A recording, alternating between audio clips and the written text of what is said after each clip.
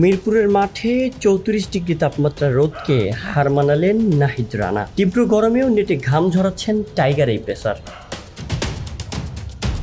নাহিদ রানার পিএসএলে অভিষেক হয়নি, তবে তিনি পাকিস্তানের ব্যাটারদের খুব কাছ থেকে দেখেছেন। আসন্ন টি-20 সিরিজে কিভাবে ব্যাটারদের কাবু করবেন সেটাও হয়তো জেনে গেছেন। তাই তো এত গরমেও যখন কেউ নেই মিরপুরের একাডেমি মাঠে, তখন নেটে গতির ঝড় তুলছেন নাহিদ রানা।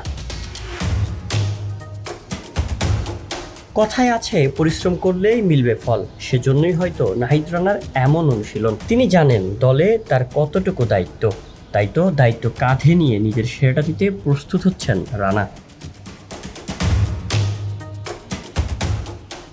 গতকাল টি-20 দলের ক্রিকেটাররা মিরপুর শেরেবাংলা স্টেডিয়ামে তাদের শেষ অনুশীলন সম্পন্ন করেছেন। আগামীকাল বুধবার 2 ভাগে ভাগ হয়ে আরব আমিরাতের উদ্দেশ্যে রওনা হবে টাইগাররা।